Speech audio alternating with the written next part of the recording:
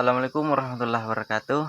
Halo semua, perkenalkan nama saya Fadil dengan NIM 2461201048. Saya dari kelompok 3 asal kampus Timiapmi Makassar.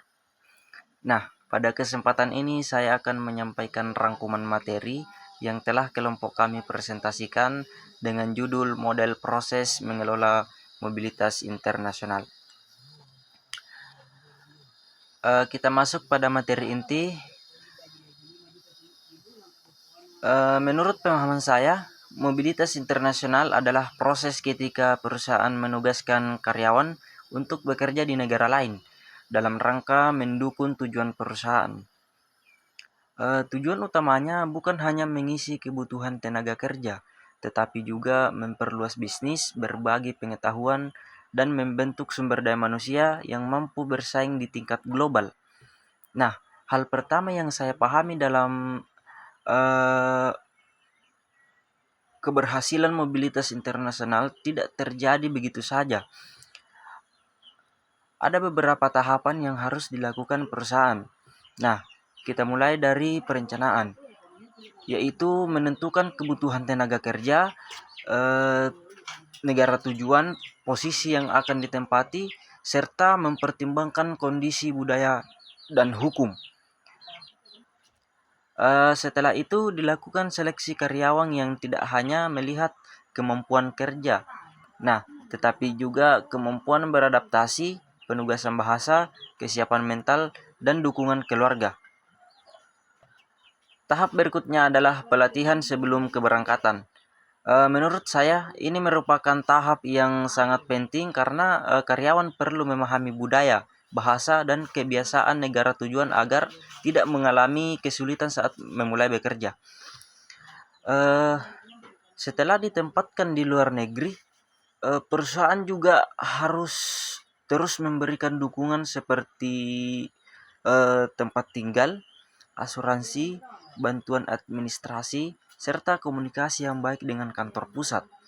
Nah, selama masa penugasan, perusahaan perlu melakukan evaluasi secara berkala dan ketika masa tugas selesai, perusahaan harus mempersiapkan proses kepulangan atau repatriasi agar pengalaman yang diperoleh karyawan dapat dimanfaatkan untuk kemajuan perusahaan.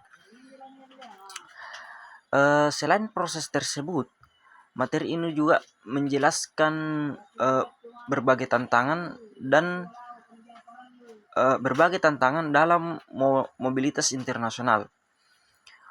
Nah, menurut saya tantangan terbesar adalah perbedaan budaya, karena setiap negara memiliki cara kerja masing-masing dan cara berkomunikasi dan kebiasaan yang berbeda atau kebudayaan.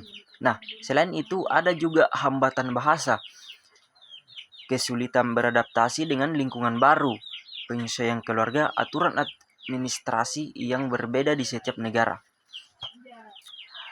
Biaya penugasan yang cukup besar hingga risiko kegagalan apabila karyawan tidak mampu beradaptasi.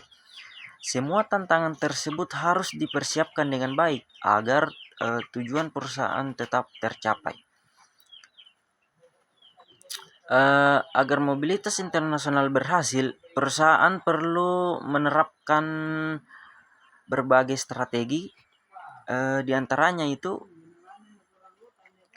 memilih karyawan yang tepat, memberikan pelatihan sebelum keberangkatan, menyediakan dukungan selama penugasan, menjaga komunikasi yang baik, melakukan evaluasi secara rutin, dan menyiapkan program repatriasi setelah masa penugasan. Nah, menurut saya strategi-strategi ini berkaitan. Jika salah satu strategi ini diabaikan, kemungkinan besar penugasan internasional tidak akan berjalan secara maksimal. Nah, contoh kasus yang dibahas dalam makalah ini adalah seorang manajer dari Indonesia yang ditugaskan ke Jepang. Nah, pada awalnya ia mengalami kesulitan karena adanya perbedaan budaya kerja. Namun berkat pelatihan dan dukungan perusahaan, juga pendampingan dari mentor lokal, ia berhasil meningkatkan produktivitas perusahaan hingga 20% dan akhirnya dipromosikan setelah kembali ke Indonesia. Nah, mungkin teman-teman pemaparan materi pada video kali ini cukup, dan sebagai penutup, menurut saya materi ini memberikan pemahaman bahwa mobilitas internasional bukan sekedar memindahkan karyawan ke negara lain. Yang jauh lebih penting adalah bagaimana perusahaan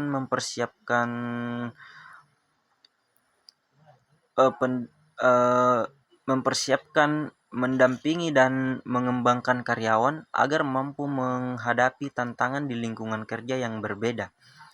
Jika proses tersebut dilakukan dengan baik, maka perusahaan akan memperoleh manfaat yang besar, juga